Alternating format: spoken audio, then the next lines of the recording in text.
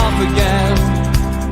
But it's the only way you're ever gonna learn. You look back and it's all in the past. Good evening and welcome to NUFC Matters. It is Tuesday night, which means it's Liam Kennedy night. Good evening, Liam.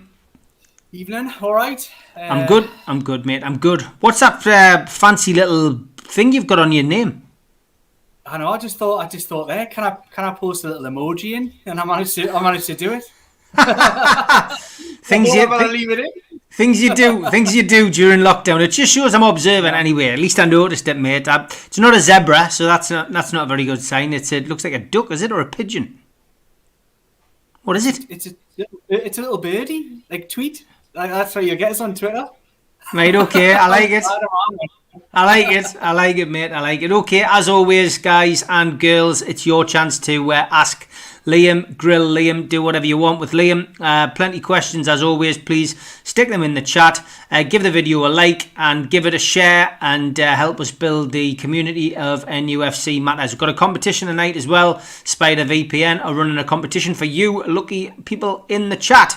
We're going to give away a VPN subscription for a year and a router. It'll be a question which I'll throw out at 6:30. The first 5 people with the correct answer will be stuck into a hat, and Gareth Varley, who is in the chat tonight from Spider VPN, will pick the winner out and let us know, and he will contact you direct in the chat tonight and arrange fitting of the router and your subscription. So good luck with that. That'll be 6:30. On to the first question. Peter Robson. Good evening, gents. A question for both of you. With all the negatives surrounding Ashley's tenure at the club, rightly so, can you actually think of any positives his ownership has had on the club? Liam? Every week we start with a really deep one, don't we? Like, it's normally like, Liam, what was your favourite game? What would you love to cover? This one, has there been any positives from Mike Ashley's? I'll give you one to start with. He hasn't taken any interest off the loan. So essentially, he came in, bought the club, obviously got shafted by the previous owners when he didn't do due diligence and realised there was a huge gaping hole in the finances, which of course put him behind before he'd even started.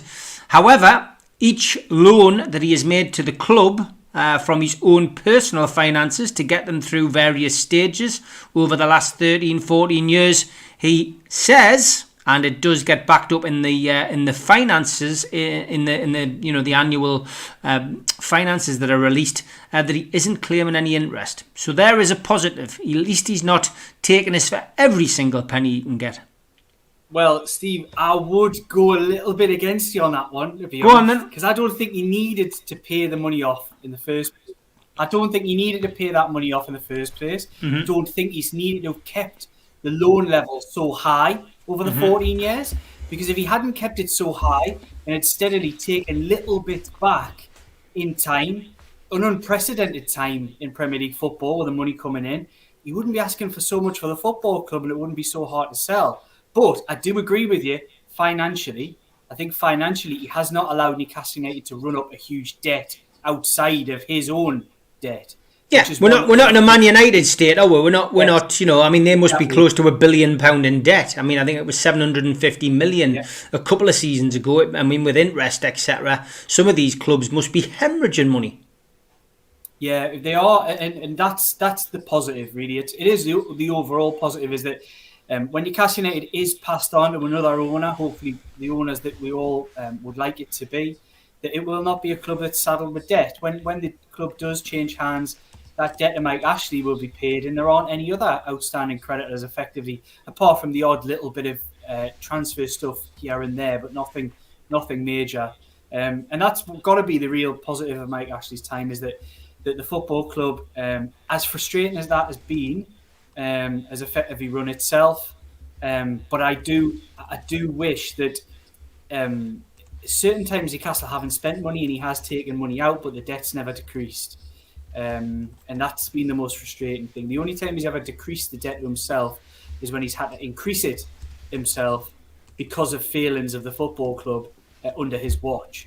So yeah, I would say it's a positive tinged with a certain degree of negativity. Because that frugal approach to running a football club, the lack of benefactor, which ultimately you have to speculate to accumulate. You have to improve your lot to move forward as a football club. Newcastle United hasn't stagnated. It's been accelerating in reverse effectively. It's been going backwards significantly under Mike Ashley's tenure. Again, just look at comparisons. For example, clubs like Tottenham, clubs like Everton, where they see themselves now, the kind of money that they bring on a commercial basis, and the way that they run in general. And you see Newcastle United as a poor shadow of what even it was 10 years ago. What about you then? Is there any other positives, Liam, that you can think of? No, because ultimately I find it really difficult to go through it, because let's just take every angle possible. Have we signed a lot of good players? No. Have we had a lot of good managers? No. Have we had a lot of seasons in Europe? Have we had a lot of high Premier League finishes? No. I couldn't remember a relegation until 2009 in my lifetime. I've experienced 2, and it looks like I'm probably going to experience 3. Some people will only know that kind of yo-yoing up and down, who are much younger than myself. Have there been any amazing... Have we won a trophy? No. Have we got close to winning a trophy? We're further away now than we've probably ever been since we last won a trophy, to getting close. At least when Newcastle had teams outside of the division, at least they were fighting in the same corner. Everybody wanted the same thing, and teams had half a chance. Players, squads, managers, whatever it may be. This Newcastle United actively does not want to succeed. It does not want to progress in cup competitions. It actively goes against that. The biggest example of that, in my opinion, was the 5th place finish in the Vernon Anita summer, where it was just the one player signed when it was a club that could really have taken massive strides forward in progression, but the club actively did not want to take those strides and ended up fighting relegation the season after. Quite an incredible, quite a well-flirted relegation the season after. But that's Mike Ashley's Newcastle, and I'm racking my brains to think of any major positives, but I can only think of fleeting moments. The reappointment of Rafa Benitez, but then he spoiled it all by letting him go again. Like I say, the 5th place finish then spoiled it all again by not progressing as a club. Some players have been decent-ish players have been signed and been allowed to go, and big sales have been made. It has not been a positive, especially at some of his shops. It just hasn't been a positive time to be a Newcastle United fan, and we all I don't think a club and a fan base have longed for change probably ever as much as this fan base does now. Yep, I would agree. Okay, plenty of questions coming in, so thanks to all of you who contributed. We'll try and get through as many as possible. Gareth from Spider VPN says, good evening, lads. I hope you're both well. Question, do you believe the rumours that Ashley has contacted Eddie Howe and Mark Hughes have any truth in them? I personally think Mark Hughes would be bad. What's your take on that? And any news from your end? Well, all I'll say is that they are absolutely rumours at this point. There's lots and lots of rumours go around, and very few of them turn out to be actually true. My understanding is that Steve Bruce has got the ultimate support of those people above. I think there is a good relationship between the people at the top of the club and Steve Bruce. Look, he's under pressure, and if he keeps not getting results and Newcastle United slip closer and closer, there are going to be some awkward conversations going on at Newcastle United. But I don't believe we're at that stage yet. So. Just using that logic, I'd be very surprised if those conversations have taken place. What I would say is that conversations in football do take place before managers depart sometimes. So it wouldn't be out of character for a football club to be lining up their next appointment, especially in such a situation with so little time left in the season. But I just don't believe we're at that stage at Newcastle United at the moment. No, me neither. Tom Dixon says, great to see Callum Wilson back in light training outside, hopefully back soon to help us with our relegation battle. But Tom Lynch says, what are your thoughts about Carla Di Bello's comments earlier today, Liam? Well, it was a comment piece she wrote for the Arab News yesterday, and I think it makes for interesting reading. I don't know if anybody has seen it out there today. I did a piece on it. A few people have been tweeting it out. We know that Carla Di Bello's had some kind of position within this deal, pulling things together, getting people around the table, brokering in some way, shape or form. With regards to the Saudis, she has high connections within PIF. She has high connections within the Saudi hierarchy. And she is talking largely about strategies and thought processes about buying football clubs, sports institutions. She uses Manchester City as an example about how you can grow a football club effectively, if done right. And she's talking a lot about how strategies is in not just short-termism, which is something that we're all talking about at the moment. We're talking about the idea of short-termism. Does a takeover die if Newcastle United become a second-tier club? But she's talking a lot about long-term projects, about buying into areas, locales, about investing in people, investing in morale. It was quite a really interesting read. I would urge anybody out there to give it a look. I've done a story on it today. Have a look on the Shields Gazette. If not, just search for Carla Di Bello and find out a piece in the Arab News, because she tweeted out, and this is the most crucial part about it. You get the odd people doubting and saying, what, you doing a story about somebody tweeting again? Like, that's pathetic. Look, she wrote a story on long-term strategies of buying football clubs in this current climate, and tweeted it out. The only tweet that she's put out on that story was the link plus a black heart and a white heart together. Look, I don't think you have to be Inspector Clouseau to suddenly work out who she's pointing this at. She is deliberately pointing that at a tense fan base. She knows people at the top of this deal, and she's been involved in this deal. Believe it, don't believe it, it's entirely up to you. But I know exactly where that was pointed. And I know for certain she's exactly talking about Newcastle United. You can be certain of that virtually, because why would she tweet it out as Newcastle United? Is she just fishing? Is she fishing for attention? I mean, it's possible. She's been involved in reality TV. Had friends who've been involved in reality TV programs, not her herself. I think that's almost an unfair label, and some people put just because she was and this is where the link starts, a childhood friend of the Kardashians doesn't mean she's currently in the Kardashians show. She was a childhood friend, and she's a professional in her own right, CEO of a company in the Middle East who makes these bridges and connections and brings finances together, brings deals together, and that's what she's played a part in this PIF and PCP deal at Newcastle United. So for her to be saying something about that in the current climate and targeting it at Newcastle United fans, I don't have to start to join the dots on that, but because it's all there in front of you. There's no dot joining needed. It's clearly targeted at Newcastle United fans. Chipper says, what do you make of the players saying that they want to win games, yet Steve Bruce is saying the games are not must win? Does this show a divide in the dressing room between the players and the manager? There is a divide between the players and the manager. There's been a divide between the players and the manager for quite some time. Certain players don't like him. Certain players don't agree with him. I think if you were to say, there is a majority of them sit in that camp, that they either don't agree with him or don't like him. Don't like the way he's gone on. Don't like his actions. I don't think there's a hate there or anything like that. And I do think they're still playing, and I think the players still want to stay in this division. But there has, I would say, been a noticeable difference in the narrative that's been coming out of, say, for example, the Jamal Lascelles, who's been talking post-match quite regularly recently, having scored goals, and the narrative of Steve Bruce, which is still very, very wishy-washy. Oh, there's 6 or 7 clubs involved. Oh, there's lots of points to play for. There isn't, Steve. There isn't 6 or 7. There isn't a lot of points to play for. You need to put your ideas up. And I think there maybe has been a little bit of movement. I don't know this is a fact, but I think there maybe has been a bit of a movement from some of those senior players. Jamal Lascelles, we've talked on here, people have come on and asked questions saying he needs to step up. I would argue he has stepped up in the last 3 or 4 weeks. And I think we are seeing a bit more of a leader and a bit more of a captain, particularly in his performances.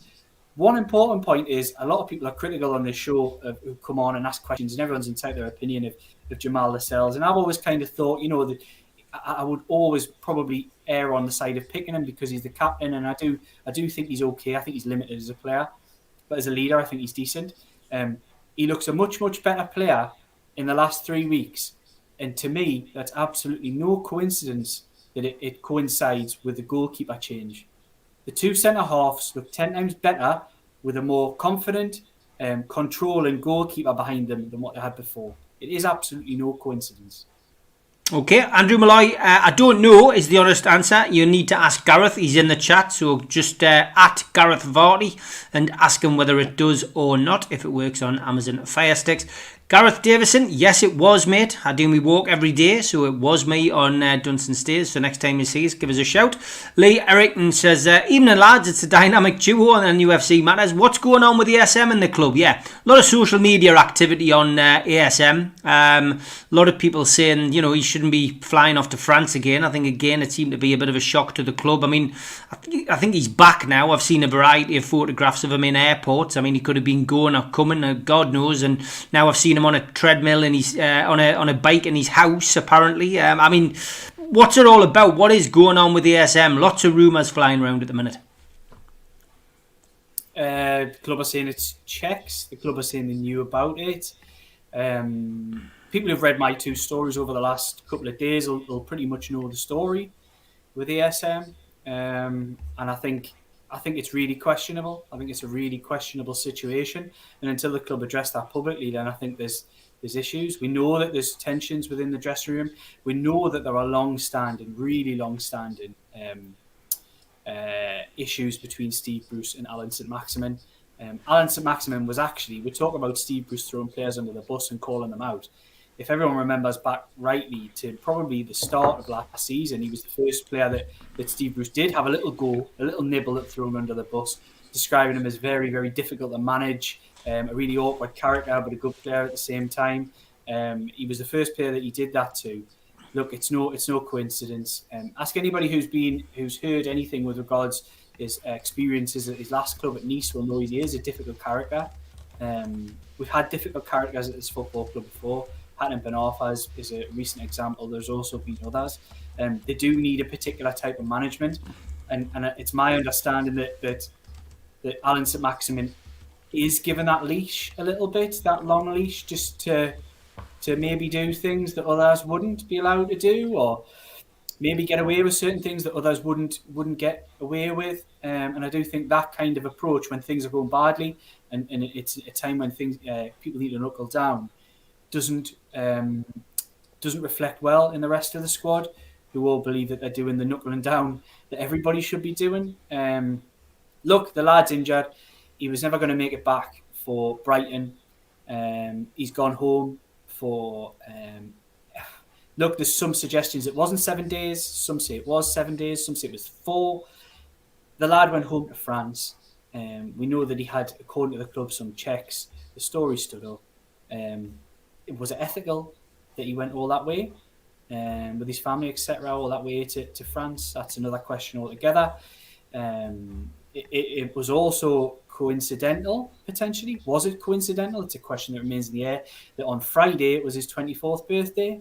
He was at home for that. Was that coincidental? Until the club give any definitive statement on the reasoning as to why Allan Saint-Maximin left the country and had issues and coming back and a number of other things, that until they make a definitive statement, there's going to be a lot of question marks about this trip. And I know some people out there might think, oh, what difference does it make? But look, I've been tied to my house for 12 months. So have you, Steve. We've all been in the same boat here. We're not the ones swanning off. If it's a birthday, we're not the ones swanning off. Going. I'm not flying to Ibiza next week to celebrate a birthday or whatever it may be. You know what I mean? So there is major ethical problems, whether that's footballing or not. And the issue also was that would this in any way, shape or form delay the potential return to the first team of a footballer who is really, really crucial to Newcastle United. I've seen a lot of conjecture online, and I agree with a lot of it largely. People say Almiron's most important. Callum Wilson's the only one that really matters. If you get him back, that's all that matters. I would actually argue all of them in their own right have a massive value, because go back to the 10-game, 11-game winless run that Newcastle United had. Only one of those 3 was missing, and it was Allan Saint-Maximin. That was the problem in that team. So suddenly you say, okay, you get Almiron back, you get Wilson back. Wilson and Almiron played the large part of those games. They didn't miss those games; they were playing, and Newcastle still went on an 11-game winless run, which is why they're in the position that they're in now. Because their form over the last few weeks hasn't been great, but it hasn't been relegation either. It's been ticking along form, but they've needed more than that because of that ridiculous run from about the 12th of December all the way through to February or whenever it was. But it has to be remembered that Allan Saint-Maximin was key in the key missing player in that team. And if this trip is delayed, a potential return to the first team in any way, shape, or form, that's really problematic. I don't believe that. I do believe that they've managed to secure the correct papers and everything like that with regards to the trip, and have managed to get the athlete exemption. So I don't think he's going to have to do any quarantining this week. But again, how far was he away from the club's medical staff? How closely was he being monitored? All massive question marks that sit over this trip. I just think at this point, given the situation Newcastle United find themselves, it was a very, very ill thought out move, either by player or football club. Yep, good points. And Nathan says, loads of natter this week about Bruce. Is there still no appetite to sack him, even if we lose at the weekend? I think it's impossible to say the exact thing to Nathan, but it's a good question. I don't believe there is an appetite to sack him, no. That's my opinion based on bits of information that I've got, but I don't believe that he's on the verge. If they go and get beat, if Fulham win, I think this will play out. This is my personal opinion again. I think Fulham will win on Friday night, and I think Newcastle won't win. I'm not saying Newcastle get beat at Brighton. It might be a draw. They've had a fair few draws with them as well as being outplayed in a lot of games, but they've largely drawn with them in the Premier League since their return.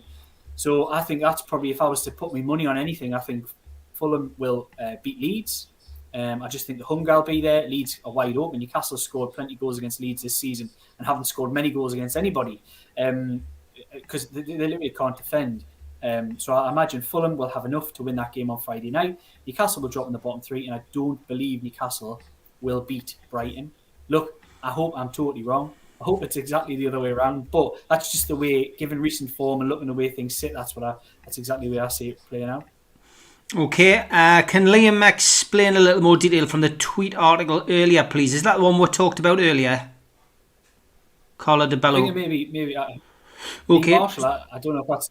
I don't know if that's Lee Marshall from Newcastle United. It could be, yeah. Maybe you maybe get reprimanded live on NUFC Matters. I doubt it, mate. I doubt it. Joe Walker, in a word, is Steve Bruce the worst manager in our history? You're not going to like the answer to that question, actually, Joe, because I have Googled it whilst Liam was giving an answer to another question, and I do remember Newcastle Stats, at Newcastle Stats, the Twitter account, going into quite an in-depth article, and it was Harry Saville who wrote it, and I've just got it up here. Statistically, Alan Shearer is the worst manager we've ever had in our history, with a 12.5% win rate. I never count Alan Shearer. 8 games isn't a managerial career. It's a joke. I do, however, count John Carver, who comes in second with a 15% win rate. 20 games, played 20, won 3, drawn 4, lost 13. Third place, Ozzy Ardiles, played 47, won 10, drew 18, lost 19, win rate 21.27%. Joe Kinnear, no surprise that he's in the top 5. Thought he'd be a bit higher, of course. Played 18, won 4, drew 8, lost 6, win rate 22.2. And bizarre, really. We've also got Kevin Keegan in there, which I always find strange because it's got played 21, and I don't know what he was going on about with that, because the rest of the stats are right, but it's got statistically the worst of all time. So he's got it between the 16th of the 1st 08 and 4th of the 9th 08. Now, I think that's a bit daft, because obviously he was there during the Entertainers era and was very successful. What he's trying to say is that in his second spell at the club, he was... his win rate was only 28.57. Played 21, won 6, drew 6, lost 9. So I think Henry let himself down a little bit with that final person added. But he's going off stats, I suppose, from when time people are there. It's all about opinions, but I hope that answers your question, Joe. Question from Bede. He says... question for Stephen Liam. Why does Steve Bruce constantly play the players in the wrong positions and not utilise our squad better? Because he's in terms of team selection, he's very stubborn. I think there's a childish element to him. I think he's management of conflict within a squad is very, very poor. I think he struggles to look past certain issues that have been brought up for the greater good. That's not a good place to be. I think he lacks good coaches around him who could maybe sort those situations out for him. Maybe there's been a bit better there with Graham Jones, but I don't know enough about the guy really to comment on that. I think the one that sticks in my throat is the two Longstaffs. I think the treatment of them has been absolutely horrific. Sean, not so much, even though he's had the big issue this season and the scapegoat and etc. But the Matty Longstaff stuff's been quite incredible. If you're not going to play the lad, just loan him out. Send him somewhere else to go and play games. Help his development and make him come back a better player for Newcastle United. Unless you've got no interest in that player and making him a better player for Newcastle United. I don't believe Steve Bruce has. I think they've made the same mistake with Elliot Anderson. I think they've hung on to him. And there's been no intention of playing him. No intention at all. They had to let him go. There was a lot of good clubs wanted that player and would have taken him and he would have got games. It might not have worked for him. First loans don't always work. Sometimes second loans are better. But the lad's 18, he could have gone out for 2 years and come back a much, much better player. They've not done that with Matty Longstaff. Matty Longstaff needs games. They threw him in the 23s game because he needs games. It's pathetic. The lad could have been standing in the Championship now, playing week in, week out. Even if he went to a desperation club at the bottom of the Championship, at least he would be fighting it out and playing. And better equipped as a footballer, mentally, physically, for next season. He's neither use nor ornament in this squad at the moment. Sean Longstaff has got no match fitness, neither use nor ornament in that squad. Andy Carroll's in the same position, neither use nor ornament. Dwight Gale, very much neither use nor ornament in this squad because he's got no match fitness. He's never had any game time. It's just been an utter mismanagement of a squad from start to finish. As for not playing players in correct positions, I think you'll probably be referring to the Dwight Gale, Ryan Fraser one, probably mostly. I think that was problematic. I can see the theory behind it. I can see why they did what they did. The way that the game panned out, it basically ended up just looking like you had your striker on the wing and a guy filling in at number 10. It hadn't worked out like that in the previous weeks. It had looked like a false nine. It didn't really look like that on Friday night. It looked like a sort of two wide strikers with a number 10. It was much more of a deep. Fraser played a much deeper role than what Almiron would have played. He was dropping into midfield, etc. And it made more sense just to put Dwight Gale more central rather than keep that split strikers. I think Joe Linton had a good game. I'm not going to criticise a lad who puts in a performance like that. That's all I've wanted to see from him. Is what we've seen against West Brom and seen in the last game. People out there might be stuck in the idea they can't get past that he's rubbish, and I can't disagree with you. He's been absolute rubbish. But I'm not going to argue with the fact that I will argue with people the fact that I think he had a good game. I think what this team's lacked is that physicality that Callum Wilson had, and I think what Joe Linton gave, which has always been crying out for since he came to the club, was he gave everything Wilson does. He was an absolute handful. He was a bit of a handful against West Brom as well. He gave everything that Wilson does outside of the 18-yard box. Inside of it, he was Joe Linton of old. There isn't a striker in there, but I can't fault him because of a lot of the really good work that he did around that. And I would stick with him. Look, I called for him to go and be out the team last week. And this is all I want from players. Personally, as a fan, I want to see them prove us wrong. I don't want to see anybody have to be ditched because I want everybody doing well. I want John Joe Shelby to go and prove me wrong. I want John Joe Shelby to go and, for the last 10 games, I want 4 or 5 man of the matches, and I want him to score 3 or 4 goals and create a load more. I want him to prove me wrong. I don't want Newcastle United players to fail. I just don't think. I think we know them by now, though. Joe Linton's never going to score goals, so they can't be relying on him as a striker to score goals. John Joe Shelby is not going to put a shift in for you. He's not a leader. He's not an experienced player who anybody can look up to. He's a bit of a charlatan, to be honest, especially with his comments on Steve Bruce the other week, knowing what it's like behind the scenes. And he's not the type of player I would have anywhere near my team. But I want him to go and prove us wrong all the same. I want him to go and win games for Newcastle United because we need to stay in this division. I had a couple of conversations with people on Twitter today. People have been quite active. And a couple of people have come to us and said, you know what? If it gets rid of Bruce, I want to get relegated. I have to agree to disagree on those kind of conversations. I don't want to drop out of this division. I don't care that Newcastle United are just existing in the Premier League. The fact that there is a potential takeover and people want to buy Newcastle United is because they're existing in the Premier League. Yes, they could be better and deserve to be better, but it's because they're in the Premier League. However, they're getting by in the division. There'll not be as many people interested, and it'll be a much harder, more complicated sale if Newcastle United aren't in that division. And I genuinely feel if Newcastle United remain a Premier League club, even if, say, for example, they can't push through this PIF deal in its current format in any way, they can't get in, it's not necessarily that deal or whatever it may be. I do believe we're much closer to the Ashley end game if Newcastle United remain in the Premier League. If they drop out, I think we're in dangerous territory that he might just hang on and play out another definite 12 months interest-free loan the football club, some money to get them back up. If that doesn't work, we've never been in that territory before. That would be uncharted, and nobody knows what he would do then.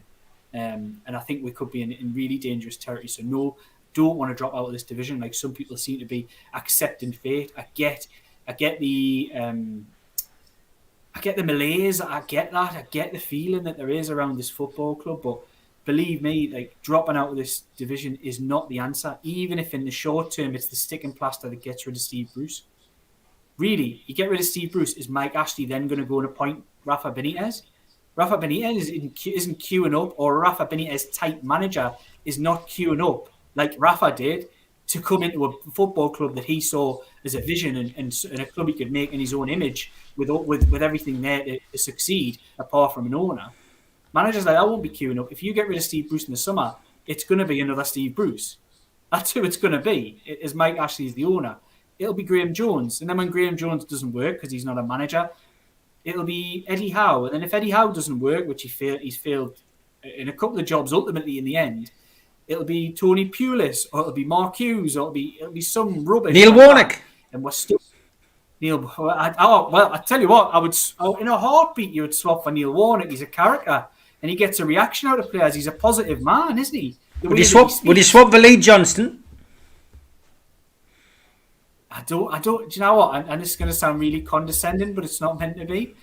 I've never watched Sunderland for 2 years. I watched the game of the weekend. In the Pizza Cup or whatever it was called, and a fair play to them. They're on the up. They're recovering from a horrendous few years. But it just shows, that they've finally got somebody in who has got the respect of the players, and now they've got a new owner. There's going to be a little bit of a bounce back. It'll be interesting to see. Anyway, we've got to stop you there, Liam.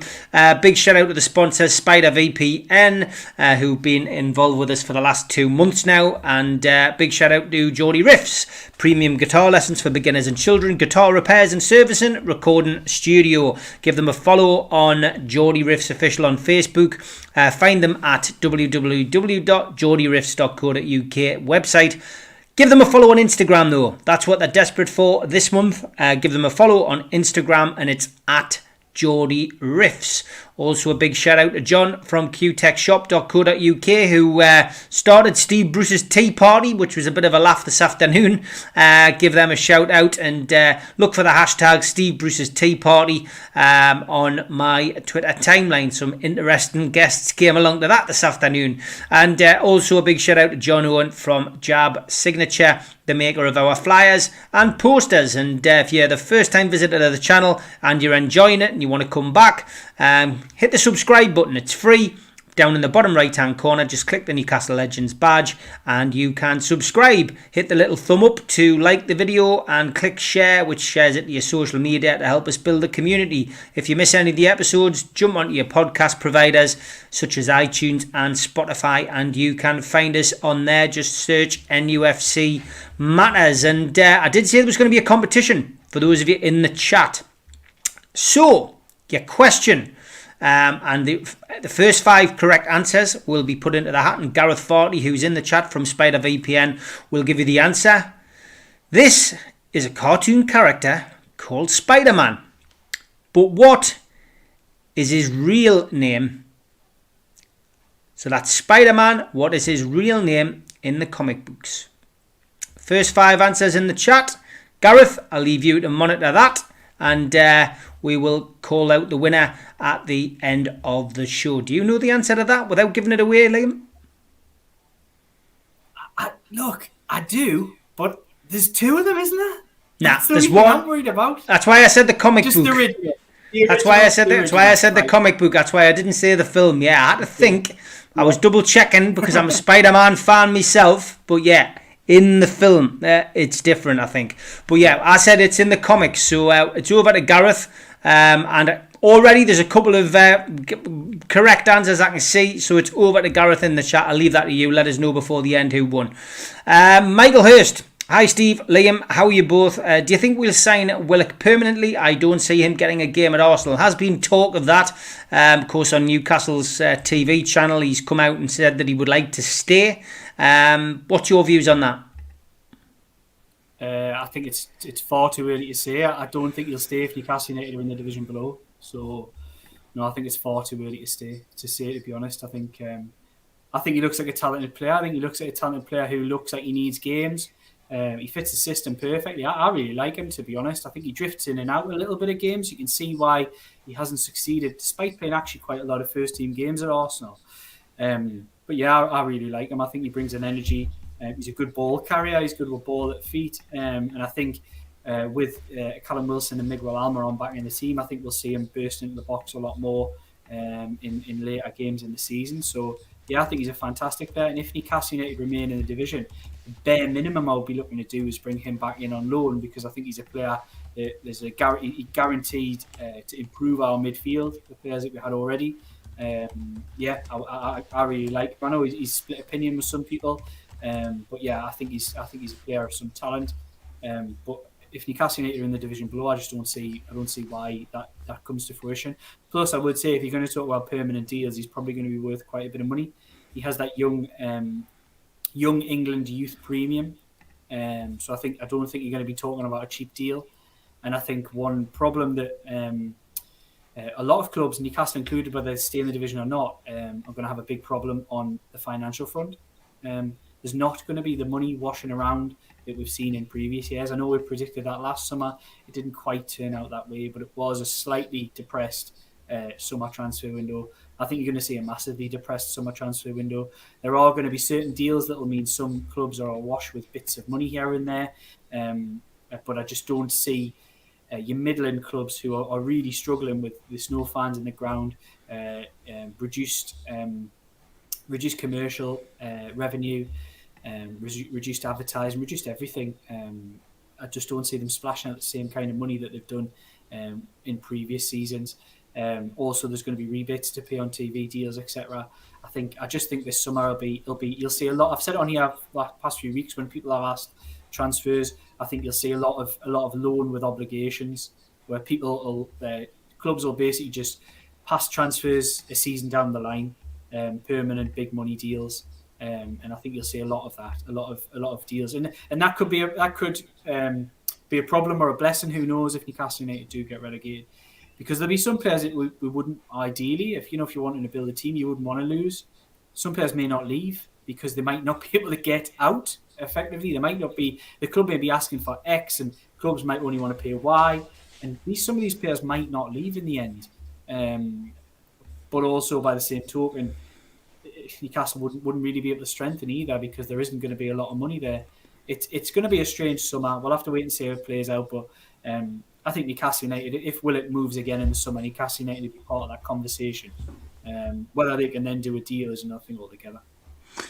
Paul, looking ahead to the weekend, says, do you think we should start Big Andy on Saturday and Almiron? If he's fit, of course. Huge game, we need to win. I think it would take a hammering from Brighton for us to sack Bruce. Don't think it'll happen. Andy Carroll again playing his part. I thought Murphy again, who I've called for, being back in the team because of his creativity, proved a point to Bruce as well by setting up the goal. But what's your take on that lineup against Brighton? No, I wouldn't start Andy Carroll personally. I just don't think he's got a place in the team on Saturday at all. He started in that game earlier this season, didn't he? In the 4-4-2, when Newcastle United were totally embarrassed on the second week of the season. Really were embarrassed within half an hour. Were they not 3-0 down? 2-0 down? We've got something to play for now. And you know me, I'm not Andy's biggest fan these days. But if it comes between playing a £40 million striker who you've already said tonight can't hit a barn door, won't score goals, or putting Andy Carroll in for the opening half at least, letting him run riot and putting the kind of effort in which saw a loose ball fall to Murphy for him to cross in and Newcastle to equalise. You're gonna. I'm erring more towards playing local lads who know what it's all about. And Jacob Murphy, Newcastle fan, wants Newcastle to stay up, as much as you and I do.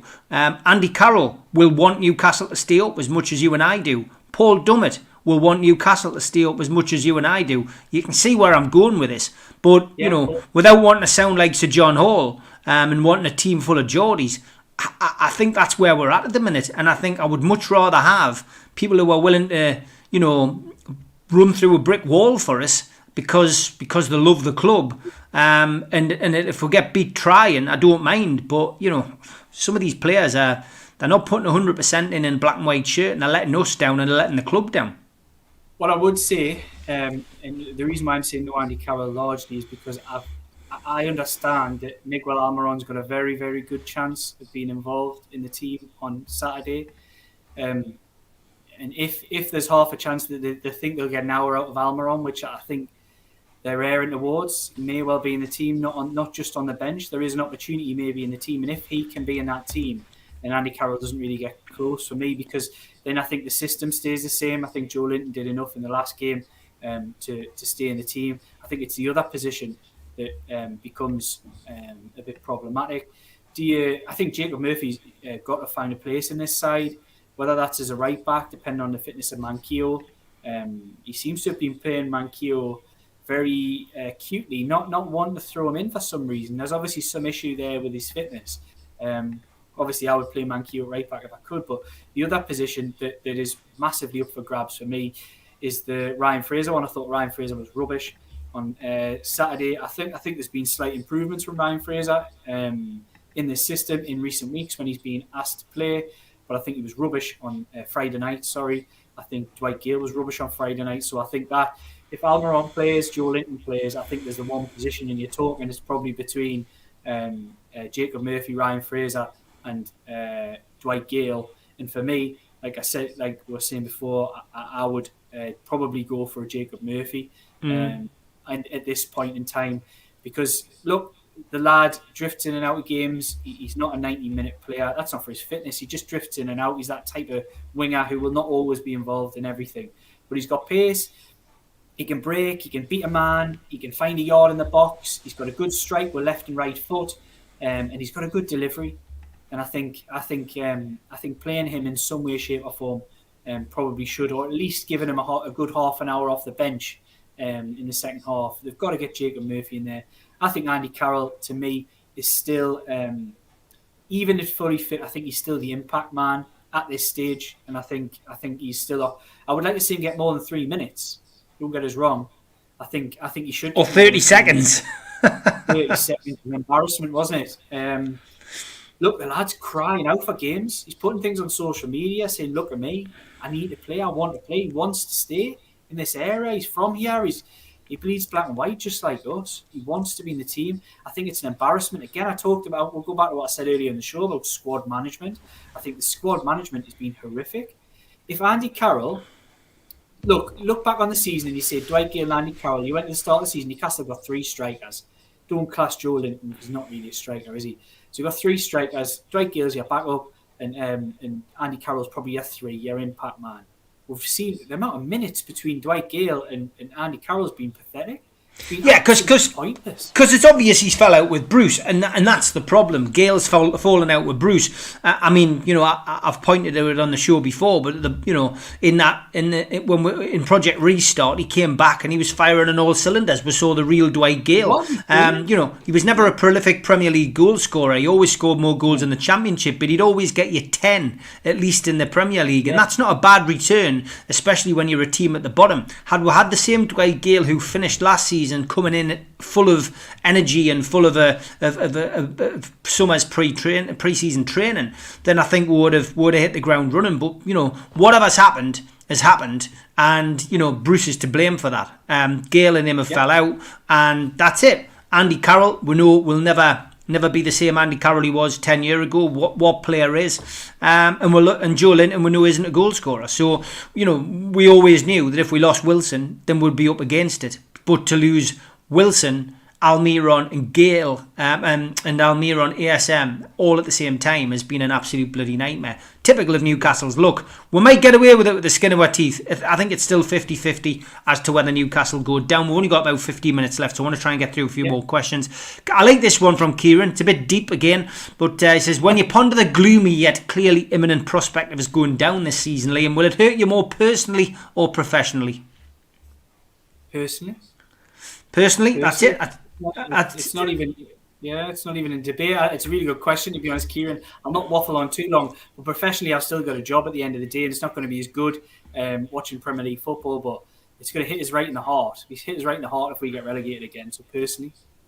Yeah, Alex G, he says, do either of you think Brucey will play a striker up front at any point before Wilson is back, or continue to ignore them or play them out of position for no apparent reason? I mean, that's obviously pointing to the fact that he did play Fraser up front. I mean, and again, Fraser for me, not the Fraser I was expecting, but again, probably if you remember a bit earlier in the season, he was one of those who looked as if he seemed to have had some kind of fallout with Bruce because he was fully fit. He's on the bench, dying to get on, and yet he was ignoring him at the start of the campaign once he was back to full fitness. I don't think it's necessarily been a fallout, but there are issues with regards to Ryan Fraser, and there have been since the day he walked through the door. Not only on the fitness front, I think it's one of those things that look, we're in the position we're in now, and we do need players like him to step up to the plate. And I think he has largely been much better than he was earlier in the season when called upon. He was largely anonymous when he did get those rare opportunities. But again, it was squad management. It didn't really make sense. Steve Bruce, for example, at the start of the season with Ryan Fraser, would go. He would do a Matty Longstaff with him. He would go weeks and have him on the bench, and then he would come back to fitness. And he would throw him in for 90 minutes, and then you wouldn't see him again. And then he'd pick up an injury, and then that was the end of that. I don't think the squad management's been very good at all. I think Steve Bruce has had we'll call him a poor manager. I think even by his poor management standards, he's had a shocker this season with keeping his squad happy, keeping players happy, not falling out with anybody and everybody. He's even fell out with the cornerstones of that squad, the ones who were welcoming him through the door and ushering Rafa Benitez out the back door, and put the welcome mat down for Steve Bruce, Matt Ritchie. That's who it was. So look, he's even upset players like that. He's upset players like Isaac Hayden, who played with him. He signed Isaac Hayden for Hull City the season before. Newcastle United ended up signing him on a permanent deal. He had him on loan from Arsenal for a season. These are players who've gone from being absolute Bruce fans to totally against the man. That is quite an incredible position to find yourself in as a manager of men. Is to look around the dressing room, and I would be very surprised if you can call any of them a friend or call any of them somebody on his side. I think there's a lot of foes in that dressing room, and it's been good to see that the players they haven't rallied under the Bruce umbrella. They've just took it upon themselves to sort of pull out performances. Is that going to be enough? I'm with you, Steve. I think it's a fifth. Is it a 50-50? I don't know. Maybe. I think it's going to be very, very tight if Newcastle United stay in this division. Kieran is on a run. He says, for both Steve and Liam, if you could ask Steve Bruce 2 questions behind closed doors, no hiding or dodging, what would you ask him? Firstly, I would say, how's the bacon? Did you say? Seriously, what would you ask him? You get the opportunity as a journalist sometimes to ask him questions if you're not banned. What would you ask Steve Bruce if you got in to see him tomorrow? I think one interesting one that I know has been kicking around the fan base would be to ask him, are you a Newcastle United fan? I think that would be an interesting question to ask him.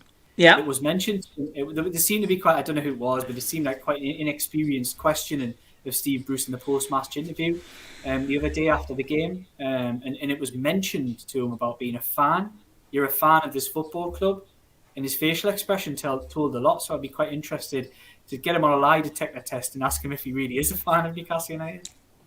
Classic. That would be a classic question. Yeah, it's a good one to ask. I think that's probably the best answer that we could probably both come up with. To be honest, B. Taylor says, do you think Bruce will be relishing the possibility of 10,000 fans back for the last home game? I've been against this, mate. Completely against it.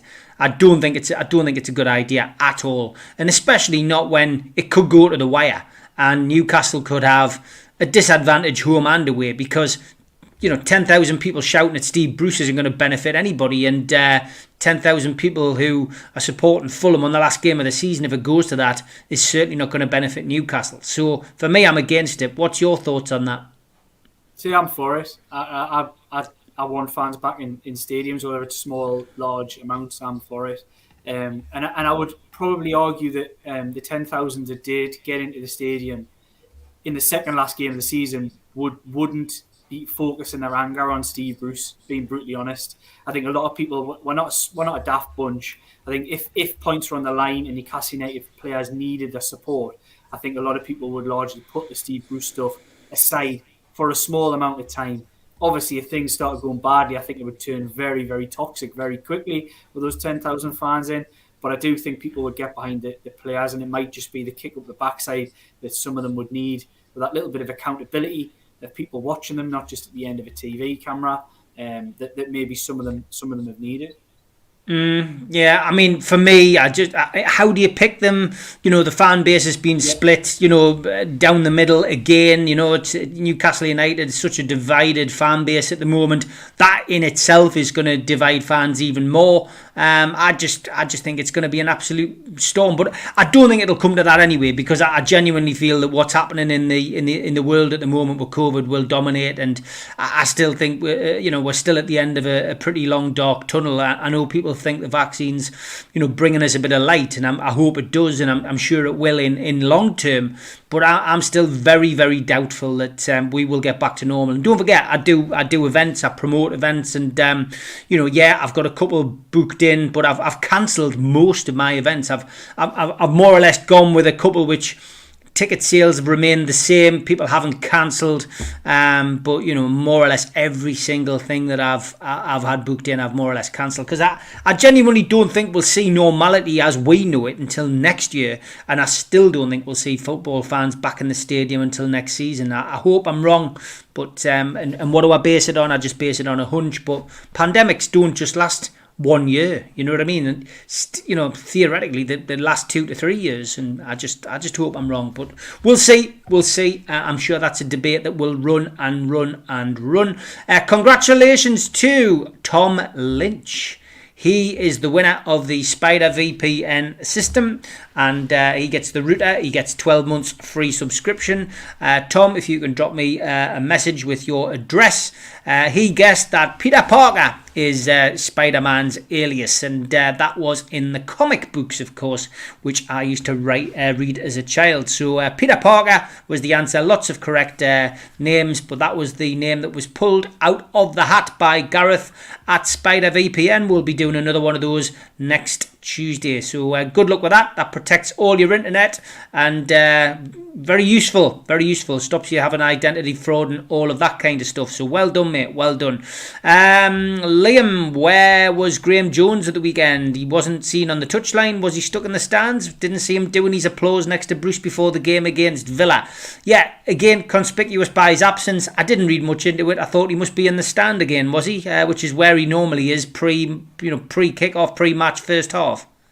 Yeah, he was in the stand a little bit, but he was. It's an unfair reflection, to be honest, with the TV stuff.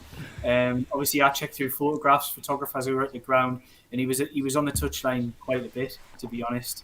It's just you don't really see that on the TV, so it's a bit of a red herring, that one, unfortunately. I had a lot of people get in touch with us saying, "Where's Graham Jones?" And I've kind of sent the same Getty picture to them over and over, which is through the second half, and Jones is there in the dugout alongside Bruce and the other coaches. Yeah, just seeing Tom saying, I didn't think I was first. You didn't have to be first, Tom. You went into a hat, and it was pulled out by Gareth. He wrote the names down, the first 10 names I think he put down, and pulled them out of a hat, Tom. So well done, son. Craig College. Liam, do you know if arbitration started yet, or will they be waiting until we are safe from relegation?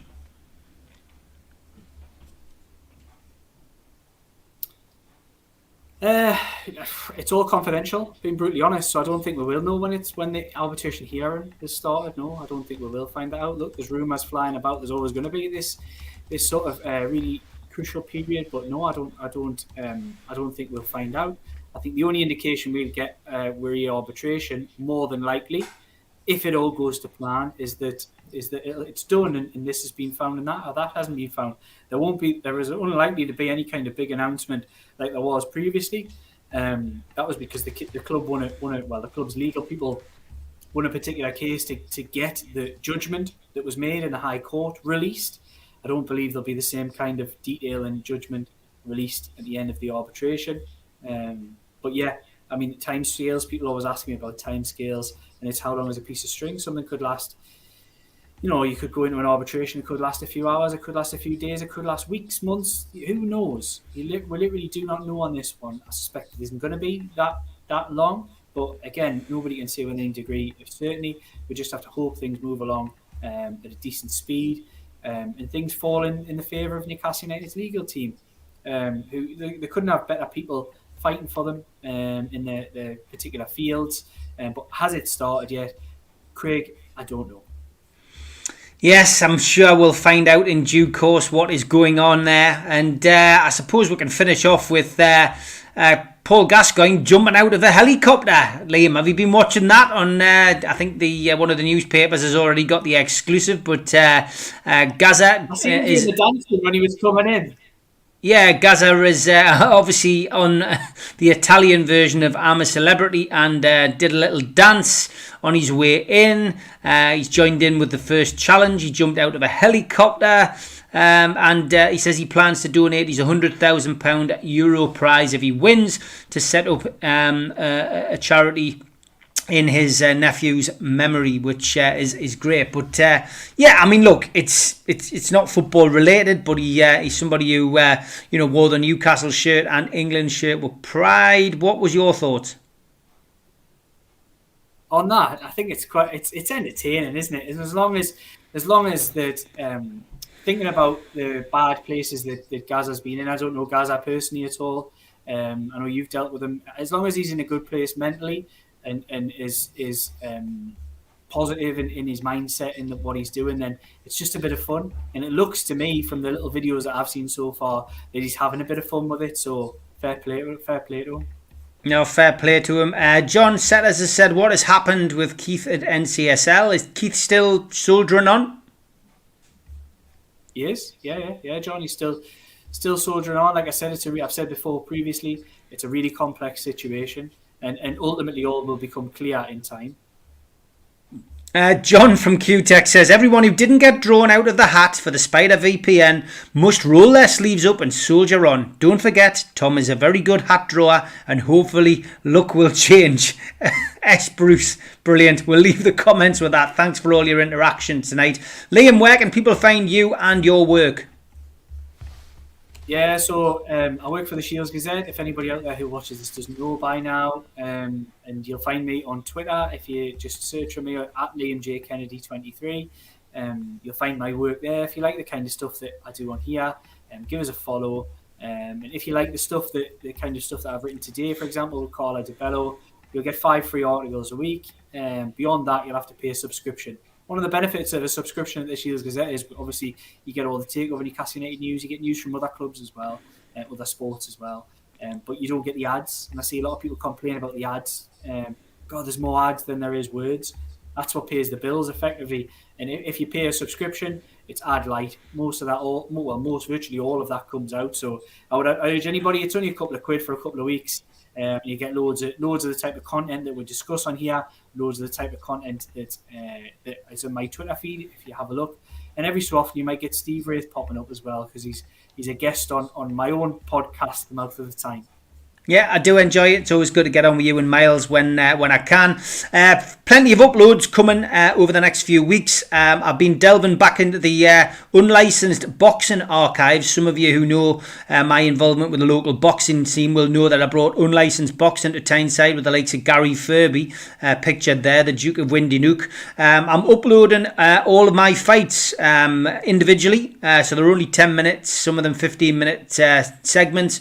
The first one went up the other night. The second one has gone up today. Well worth a watch. Cracking fight that I've uploaded tonight, which is Frankie Foster versus Stu Rimmer. They fought in the amateurs, they fought professionally, and then they had their farewell fight on my show. you won't believe it when you watch it. What an entertaining fight. That would have been great as a pay-per-view fight. Well worth a watch if you've got 10 minutes or 15 minutes of your time tonight. The Charlie Salvador, aka Bronson interviews are still ongoing as well. I know that Liam's been thoroughly enjoying listening to those. So they continue as well. They'll be continuing running on the channel until Sunday. And I am back tomorrow night at 6 o'clock until 7 with the lads, with George and Neil Mitchell, Steve Hasty, Stu Penman and Steve Wilkinson, when we look back at Newcastle United's games against Coventry City. Looking forward to that. Some interesting games to talk about, and of course our usual segments, which are celebrity fans and players who played for both Coventry and for Newcastle United. Thursday night, of course, sees me back with Super Mac and Gibbo at 6 till 7, and then it's back to Friday and the Three Amigos. So plenty going on the channel, and as always, we'll be keeping you up to date with what's going on at St James's Park. Liam, great to see you, mate. Have a good week. I will see you next Tuesday, mate. Same to you, Steve.